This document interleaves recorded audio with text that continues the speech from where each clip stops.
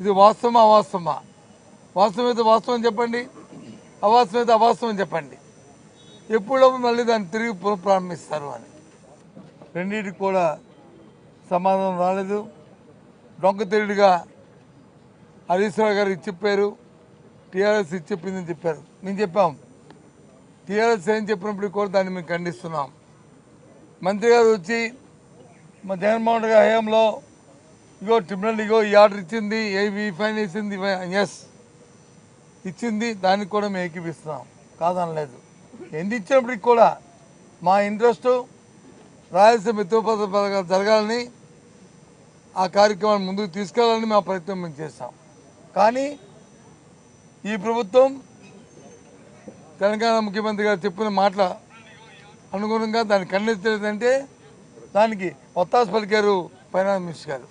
ఆయన మాటల్లో కూడా మీరు చెప్పిన సమాధానం మేము చెప్పాం, మా రుణ సమాధానం మేము చెప్తామండి అంటే ఏంటి అర్థం? ఖండిస్తున్నారా? మీరు ముఖ్యమంత్రి చెప్పిన మాటని ఖండిస్తున్నారా? దాన్ని మీరు బలపరుస్తున్నారంటే దానికి సమాధానం చెప్పకుండా వాళ్ళు వచ్చే సమాధానం ఉంటే వాళ్ళు చెప్పిన సమాధానం చెప్తారట. అంటే ఏదైతే రేవంత్ రెడ్డి గారు తెలంగాణ ముఖ్యమంత్రి గారు మరి రాయలసీమ గురించి ఆంధ్ర ముఖ్యమంత్రి చంద్రబాబు నాయుడు గారితో వాళ్ళ పరిచయాలు సన్నిహిత సంబంధాల ప్రకారం ఆ చెప్పిన మాటని వాస్తవం అని చెప్పి వీళ్ళు వచ్చి మాట్లాడే రీతిలో మాట్లాడారు. ఇది వీరికి రాష్ట్రం మీద ఉన్న శ్రద్ధ, ఇది రాయలసీమ ప్రజల మీద ఉన్న శ్రద్ధ, ఇది ఈ చంద్రబాబు నాయుడు గారు ఈ రాష్ట్రాన్ని చేస్తున్న అధికారంలో కూర్చుని చేస్తున్న మోసం. ఇది న్యాయమా చెప్పండి?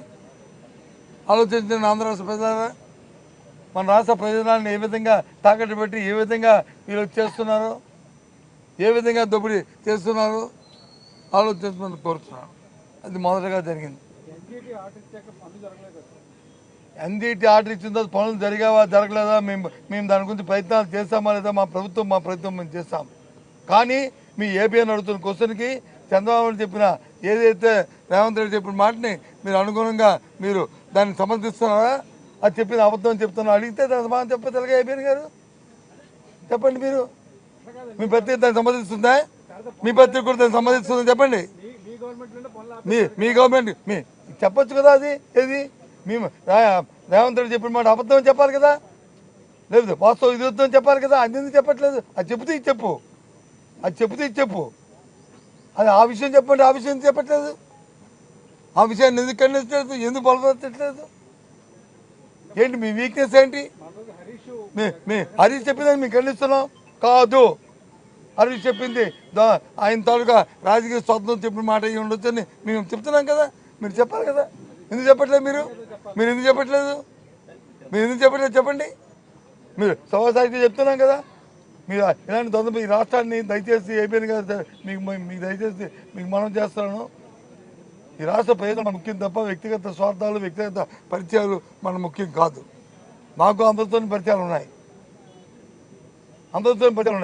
ఆ ప్రజలతో ఎంతో అనుబంధం ఉంది. అది అనుబంధం వరకే. ఇవాళ రాష్ట్రం అయిన తర్వాత మన తాలూకా ప్రయోజనాలు మన తాలూకా ఇవి మనకు ముఖ్యం. ఆ రైతుగా ఈరోజు ప్రజలకి మనం ఎందుకు ప్రజలకి మనం సమాధానం చెప్పాలి. ఇక రెండో విషయానికి వస్తే మేము హౌస్ స్టార్ట్ అయిన దగ్గర నుంచి కూడా ఏదైతే ఆ దేవదేవుడు అందరికీ ఈ రాష్ట్రంలో ప్రజలందరికీ ఎలువెలుపుగా ఉన్న వెంకటేశ్వర స్వామి తన ప్రసాదం మీద చంద్రబాబు నాయుడు గారు ఏదైతే ఆయన తాలూకా స్వార్థం కోసం ఆయన ధనార్జన కోసం హెరిటేజ్ అనే సంస్థను వెనకని పెట్టి ముందొచ్చి ఇందాపూరు లేకపోతే ఎవరిది ఇంకోటి వైష్ణవి సంఘం అండ్ డైరీలు ముందు పెట్టి దోపిడీ చేయడానికి ఏదైతే ప్రయత్నం చేశారో దాని మీద చర్చ జరగాలని మేము అడిగాం. చర్చకు వచ్చి వారు ఈరోజు సమయం ఇచ్చారు. మేము ఆ రోజు చెప్పాం, ఏ రోజైనా పర్వాలేదని చెప్పాం. ఆ రోజు బీఎస్సీ మీటింగ్లో చర్చించడానికి సమయం ఇచ్చారు. మీ లేచి మా స్పీకర్గా వచ్చి మా సభ్యుని వచ్చి మాట్లాడడానికి అవకాశం ఇస్తే వాళ్ళు వచ్చి కాదు క్వశ్చన్ అవ్వాలని ముందు గొడవ పెట్టారు. అయిపోయిన తర్వాత ఎక్కడైనా చరిత్రలో శాసనసభ చరిత్రలో ఎప్పుడైనా జరిగిందంటే ఒకసారి డీమ్డ్ అయిపోయిన తర్వాత ఆ రెండోది వచ్చి మేము వచ్చి స్టేట్మెంట్ ఇవ్వాలి. స్టేట్మెంట్ షార్ట్ నోట్ ఇది చర్చకు వచ్చి ఎక్కడ స్టేట్మెంట్ ఉందండి? మొన్న రాజమండ్రిలో పాలు సంఘటన మీద జరిగాయి. ప్రభుత్వం వచ్చి మీ స్టేట్మెంట్ ఇవ్వాలి. ఇచ్చుకోండి, తప్పదు. ఇది బీఎస్సీలో చర్చ జరిగిన తర్వాత బీఎస్సీలో షార్ట్ డిస్కషన్ జరగాలని అని డిసైడ్ అయిన తర్వాత ఓకేనండి ప్రభుత్వం వచ్చి ఏ రకంగా నీ చర్చకి వాళ్ళకి స్టేట్మెంట్ ఇస్తారండి? అక్కడ సమాధానం చెప్పండి ప్రభుత్వాన్ని. మాకు అభ్యంతరే. ప్రభుత్వానికి పూర్తి స్వేచ్ఛ ఉంది, చెప్పే బాధ్యత ఉంది. మేము దాన్ని సమర్థిస్తాం, పూర్తిగా కూడా కోఆపరేట్ చేస్తాం.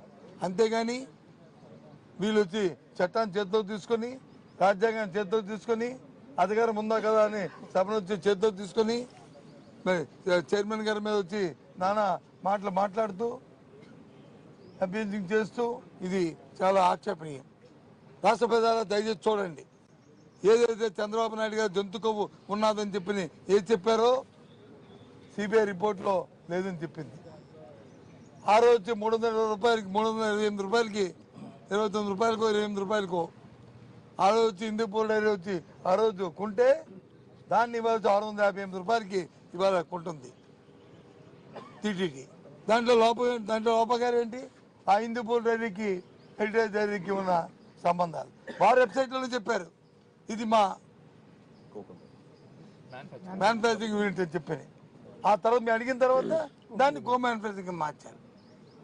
అలాగే సంఘం కూడా చెప్పారు. ఏది సంఘం ఫోటో ఇది కదా, హెరిటేజ్ ఇది సంఘం డైరీ కూడా ఏది వైష్ణవి డైరీలో రెండు కలిపి ఆ అంబులెన్స్ వచ్చి ఆ గెరిమే పెట్టి మేము అడిగిన తర్వాత వచ్చి దాన్ని వచ్చి మార్చి అవన్నీ చేసి ఏ రకంగా మ్యాన్ప్లాన్ చేసి ఈ రాష్ట్ర ప్రజలు అందరినీ మోసం చేసి అందరు మనోభావాలు దెబ్బతినేట్లు చేసి జంతు కొవ్వు ఉన్నదని మాట్లాడి మాట్లాడి లేకపోతే చేప ఇది ఉందని ఆయిల్ ఉందని చెప్పని మాట్లాడి ఏ పంది కొవ్వు ఉందని మాట్లాడి ఏ రకంగా దేవదేవుడి తాలూకా ధనాన్ని భక్తి ఇచ్చిన దాన్ని దోచుకు తింటున్నారో ఆలోచించమని చెప్తున్నారు. చేయడానికి ప్రయత్నం చేసిందో ఈ కూటమి ప్రభుత్వం ఆలోచించమని చెప్తున్నాను. ఇది వాస్తవం కాదా? కాకపోతే ఎందుకు చర్చించడం భయపడ్డారు? నేను చెప్పారు కదా మరి చంద్రబాబు నాయుడు గారు మరి డిప్యూటీ సీఎం గారు పెద్ద మాటలు ప్రెజెంటేషన్ కూడా ఇచ్చారు కదా. ఆ ప్రెజెంటేషన్ వాస్తవాలు మేము చెప్తాం కదా. ఎంతవరకు మీ తాలూకు నిజాయితీతో రాష్ట్ర ప్రజలను చూస్తారు కదా. మీరు దొంగలా మేము తప్పు చెప్పింది తప్ప, మీ దోపిడీ కరెక్టా లేకపోతే మేము చెప్పింది తప్ప అని రాష్ట్ర ప్రజలు చెప్తారు కదా, నిర్ణయిస్తారు కదా. చాలా తప్పు. ఆ దేవదేవుడు వచ్చి క్షమించడు, ఇటువంటి దోపిడీని వచ్చి క్షమించడు. నీ అధికారం ఉంది కాబట్టి అధికారంతో ఈ 2 సంవత్సరాలు మీరు వచ్చి వెళ్ళొచ్చు, కానీ ఆ దేవదేవుడు మాత్రం మిమ్మల్ని క్షమించడు. ఈ దోపిడీని అరికట్టడు. ఈ దోపిడీని ఆయన చూస్తూ ఊరుకోవడం దేవుడు. మీరే చెప్పారు, మీరు ఎస్ దానికి మేము కట్టుబడి ఉన్నాం. అది ఎంత ఘోరమైన మాట్లాడు. ఆ రోజు వచ్చి జీవోలు ఇచ్చారని చెప్పారు కదా. జీవో ఎందుకే జీవో ఏ సందర్భం